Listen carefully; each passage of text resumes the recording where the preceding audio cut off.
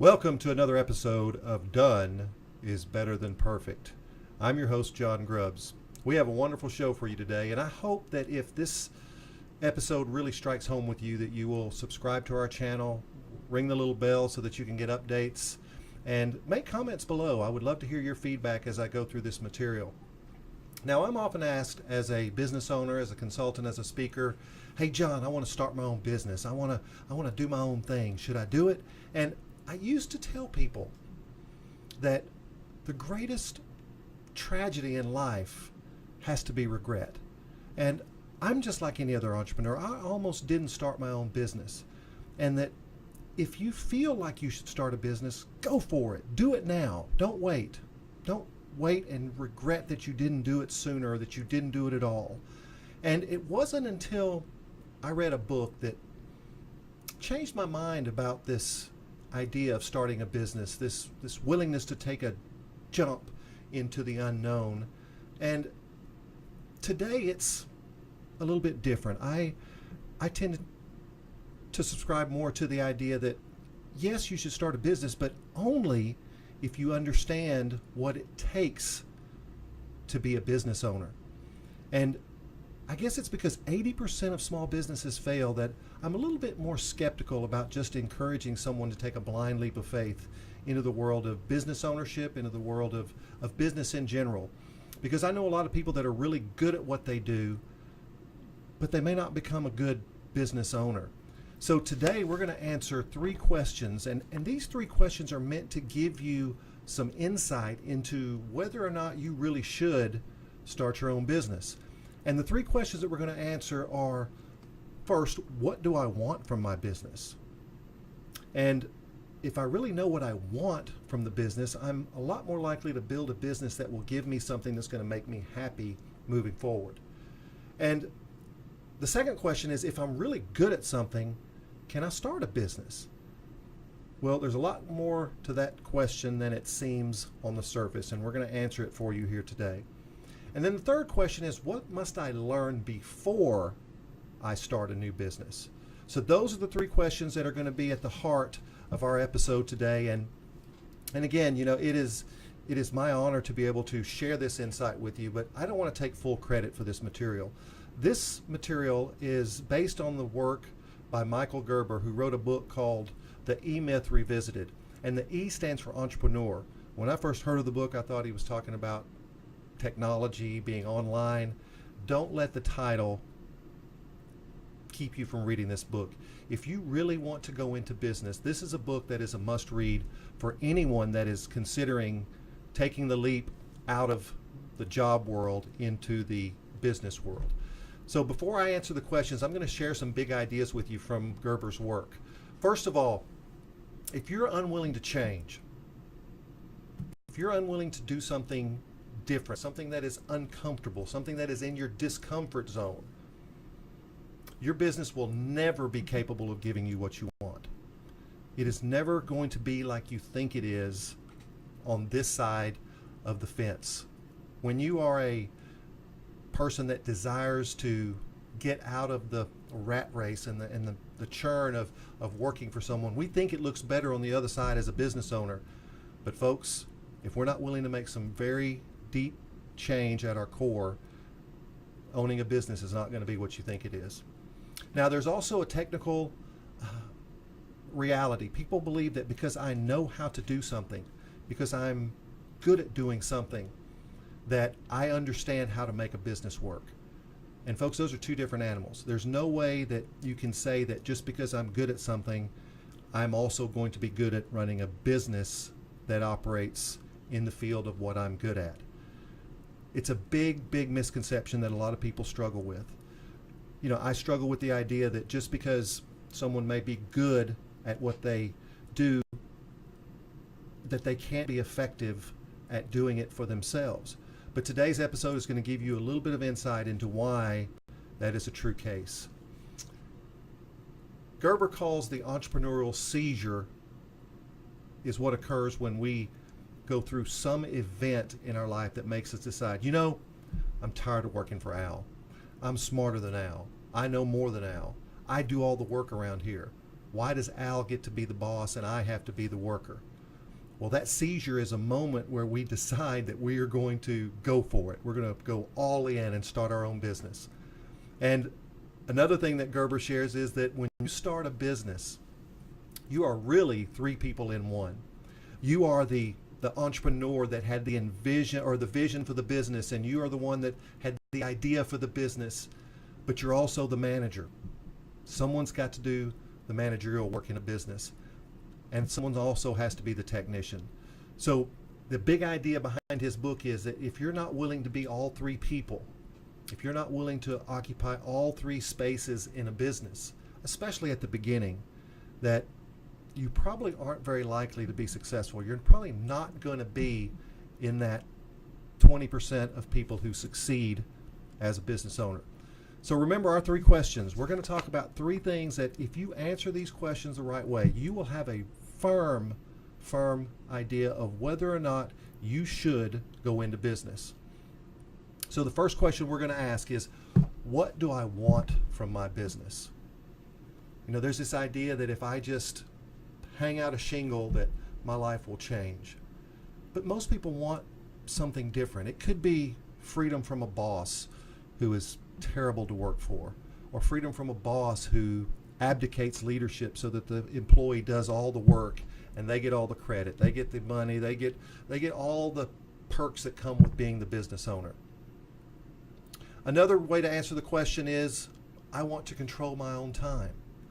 Well, you're going to find out that if you go into business, you don't really control your own time.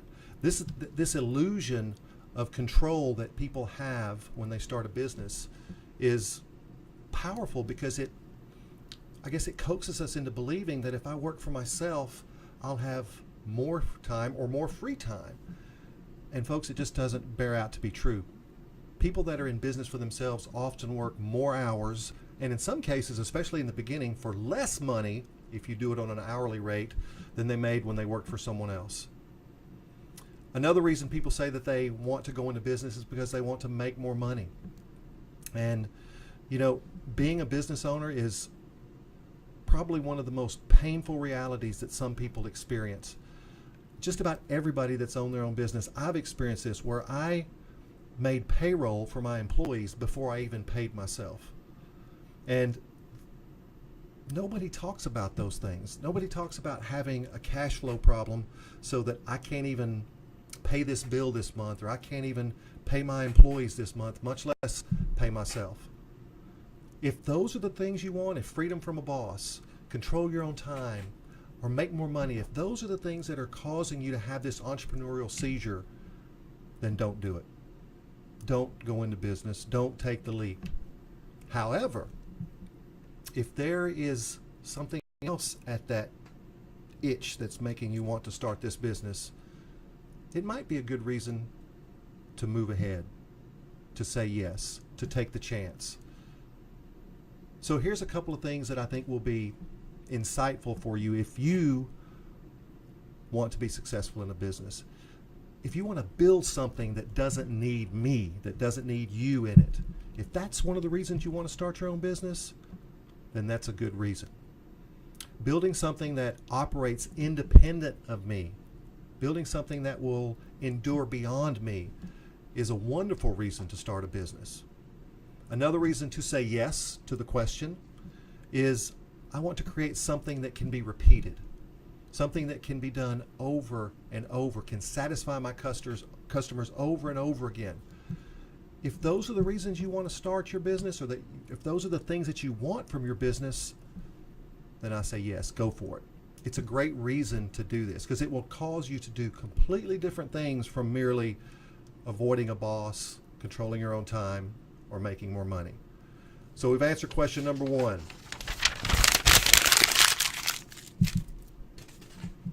Question number two. If I'm really good at something, can I start my own business? And the answer is no. At least not alone. Turning what you're good at into a job you own is not a business. You think about the mechanic that says, man, I'm just really good at making cars or fixing cars, or I'm really good at working on motorcycles or fixing dirt bikes. Just because you're good at that doesn't mean you're going to be successful as a business owner. You have to learn multiple roles. In any business, there's the doer, the manager, and the dreamer. The dreamer is the entrepreneur.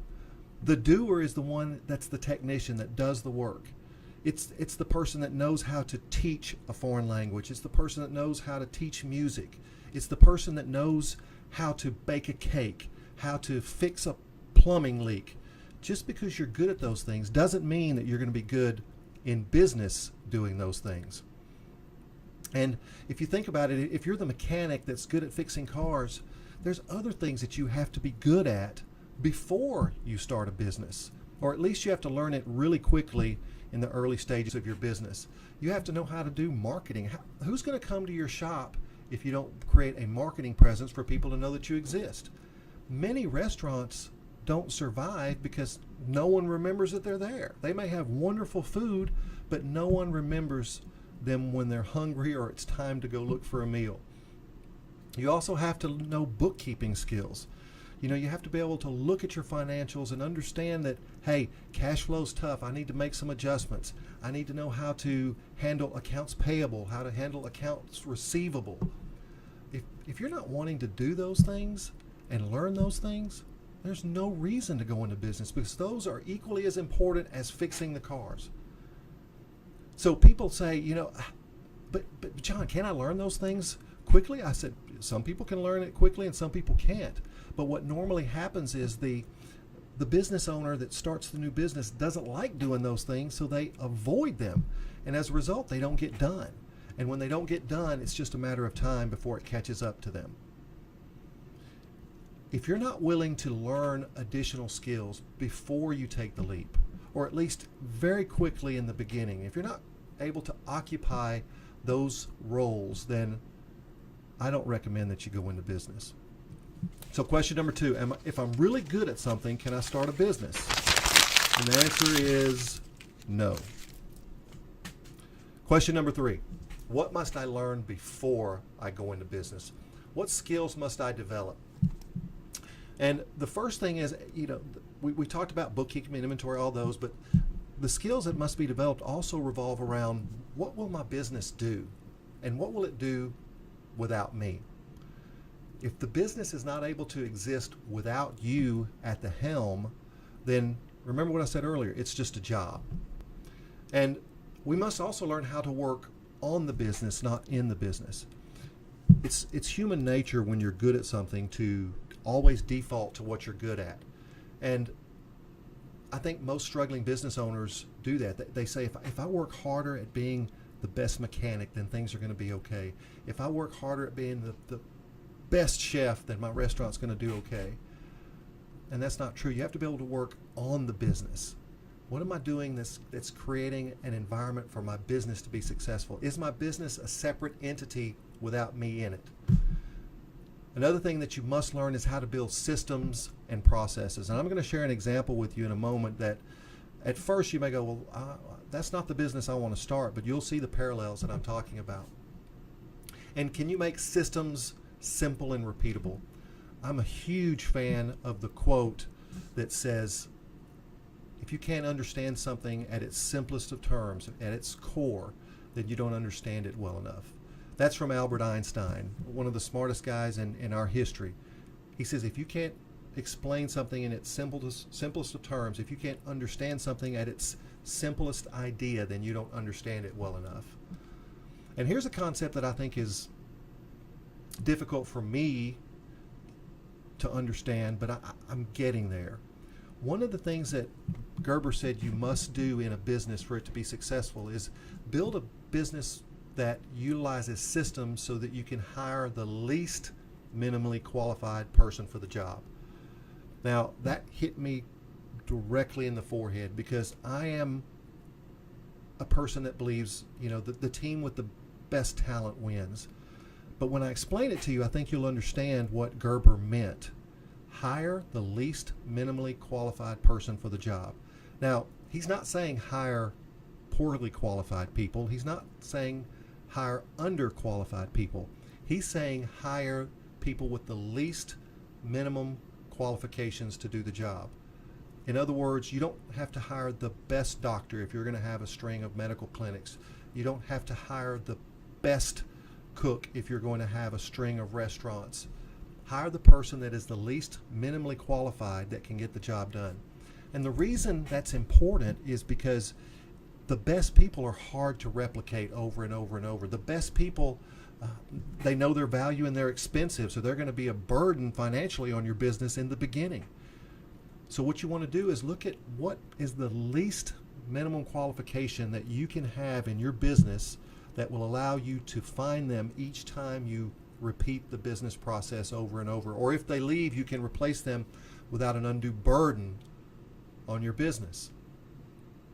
So if a business cannot be operated by others, it's just a job that we own. It's not a business, it's a job. So let's wrap up. We said our 3 questions that we're going to answer is, what do I want from my business? What are the things that I think are going to make me happy in my business? And if there are things that are very superficial, like freedom, control, and money, don't do it. But if you want to build something that doesn't need you, that can create systems that are repeatable over and over and can satisfy your customers, then yes, that's a reason to start a business. And we also said, if you're really good at something, should you start a business? And we answered that no, not alone. You can be good at something, but you have to be able to occupy the space of the manager, the space of the technician, as well as the space of the entrepreneur who has the vision for the future of your business.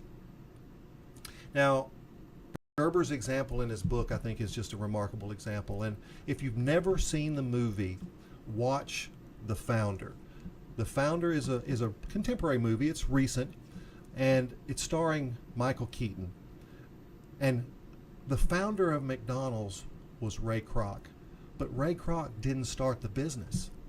Ray Kroc was a milkshake salesman. And the movie starts with him in a miserable state.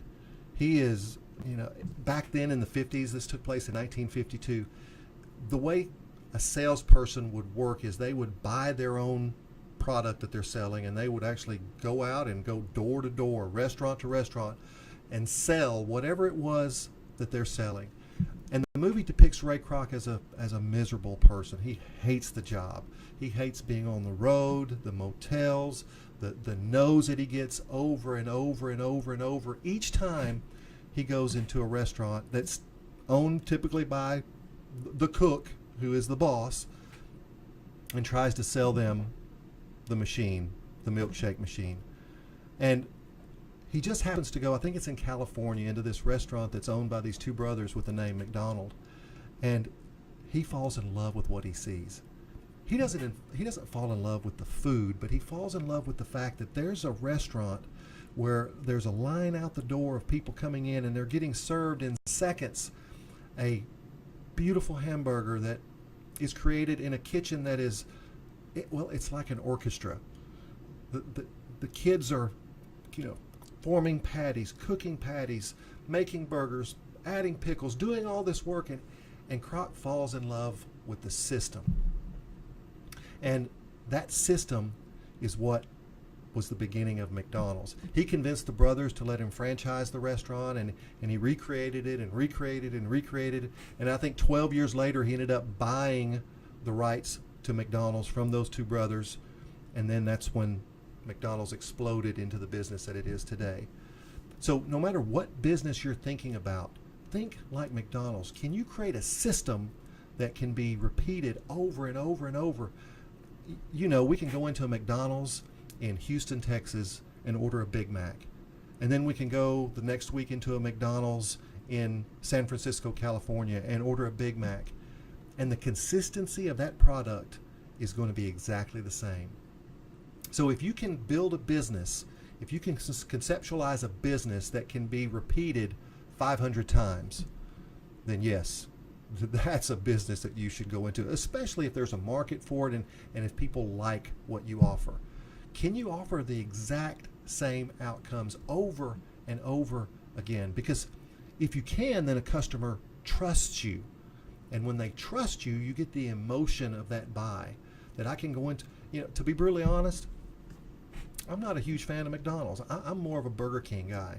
But I bought a Big Mac yesterday because I was in a hurry and I knew that I could get a good hamburger really fast and that it was going to taste the way I expected it to taste. If you can do all the things that we've talked about today, if you can create something that is repeatable, that is systematic, that doesn't require you, then I think you should go into business if there's a market for it and if it's a good product.